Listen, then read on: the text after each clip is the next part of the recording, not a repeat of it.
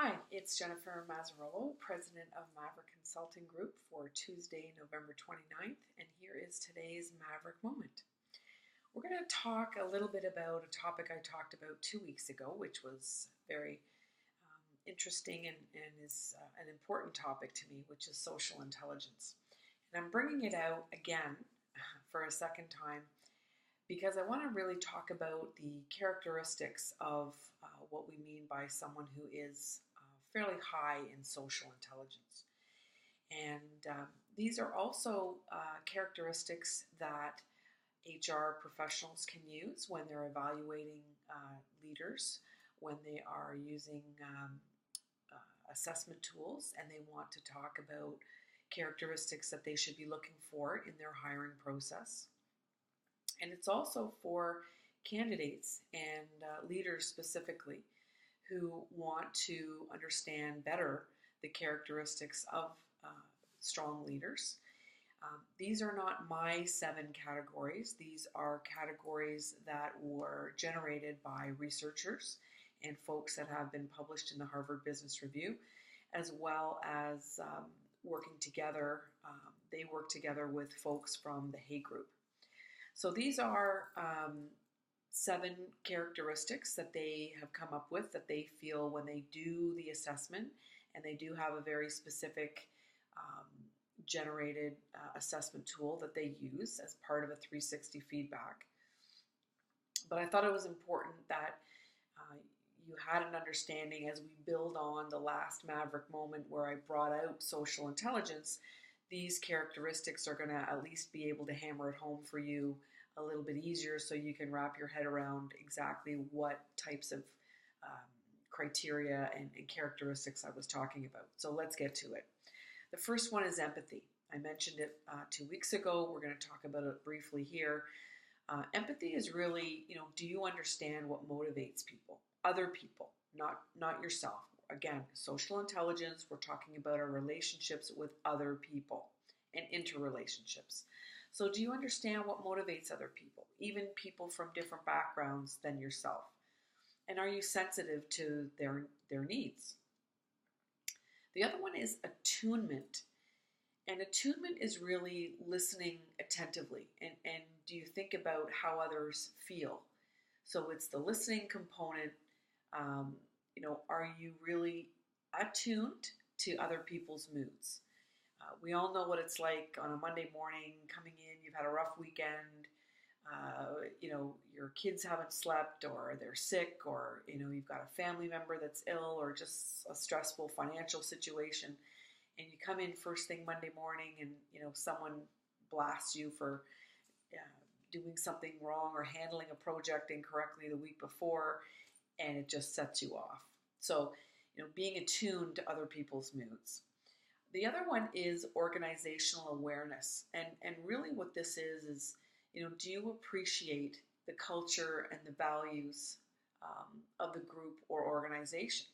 Do you understand what social norms are?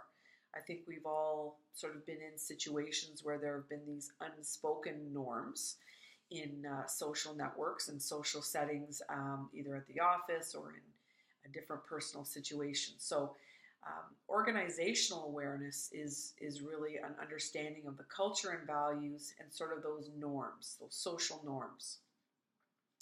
Influence is a good one. Do you persuade others?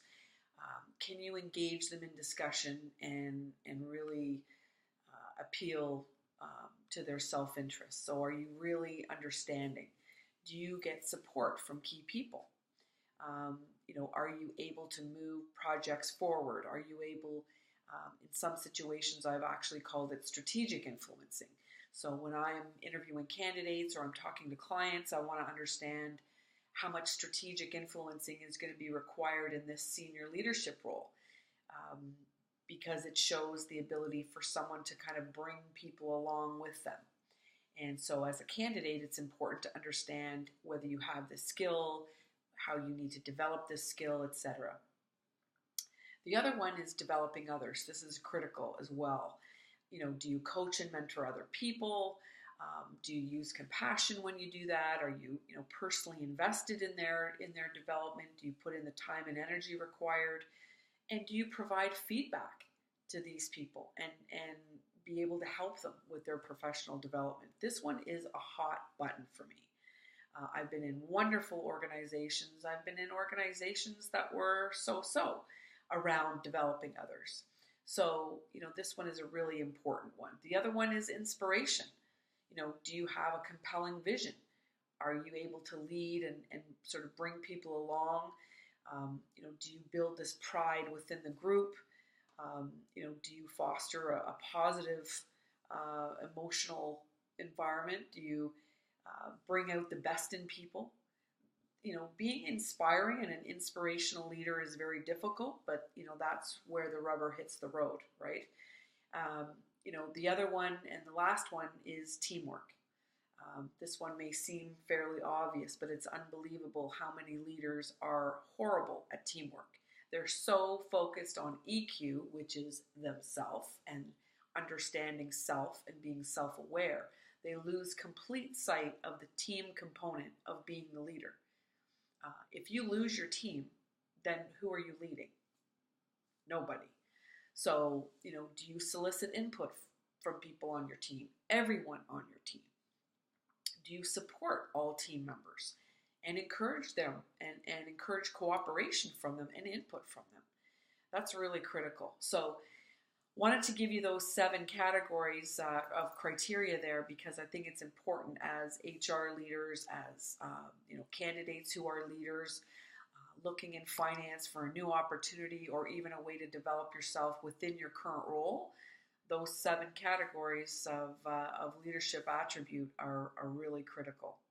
If you want more information or would like me to come in to speak to your organization and help you develop a framework for social intelligence, please do connect with me. Thanks.